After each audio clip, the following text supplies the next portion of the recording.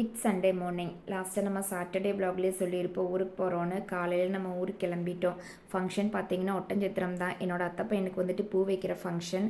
Maximum நம்ம function எல்லாமே ஒட்டஞ்சத்திரமாக தான் இருக்கும். அதனால் நம்ம எப்போவுமே முன்னாடி நாள் ஹஸ்பண்டோட பாட்டி வீட்டில் போய் ஸ்டே பண்ணிவிட்டு அப்படியே ஃபங்க்ஷன் போகிற மாதிரி தான் பிளான் பண்ணுவோம். இந்த டைமும் அப்படி தான் ஃபஸ்ட்டு பிளானில் இருந்துச்சு. அதுக்கப்புறம் திடீர்னு சேஞ்ச் ஆயிடுச்சு. ஏன்னா அண்ணாவுமே வர்றாங்க ஃபங்க்ஷனுக்கு, நாத்தனாரோட ஹஸ்பண்டு.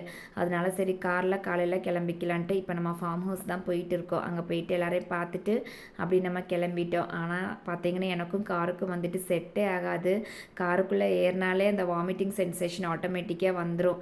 வாமிட் வருதோ வரலையோ, கார்னா நம்ம மைண்ட் செட் வந்துட்டு அப்படி போயிடுது.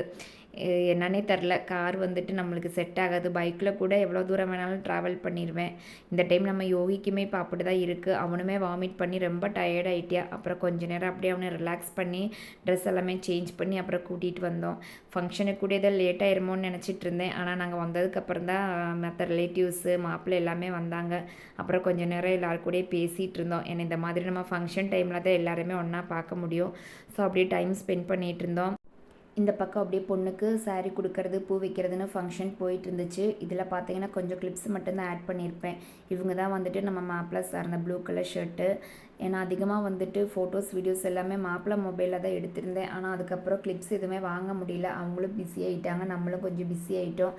சரி நம்ம ஃபோனில் எடுத்த கிளிப்ஸை மட்டும் ஆட் பண்ணலாமேன்னு கொஞ்சம் மட்டும் இதில் ஆட் பண்ணியிருக்கேன்.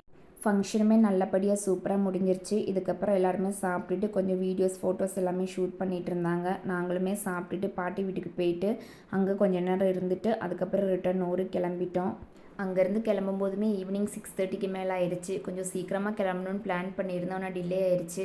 நம்ம யோகிக்குட்டி பார்த்தீங்கன்னா காரில் ஏறினோடனே தூங்கிட்டியா. இல்லைன்னா எப்போவுமே கொஞ்சம் நேரம் பாட்டு போட்டு விட சொல்லி டான்ஸ் ஆடி என்ஜாய் பண்ணிகிட்டு இருப்பேன். இந்த டைம் அவனும் டயர்ட் ஆகிட்டியான் போல். சரி டின்னர் சாப்பிட்லான்னு பார்த்தா அவள் இப்போ தூங்கிட்டு இருக்கனால சாப்பிட மாட்டானேன்ட்டு பார்சல் வாங்கிட்டு அப்படியே கிளம்பிட்டோம்.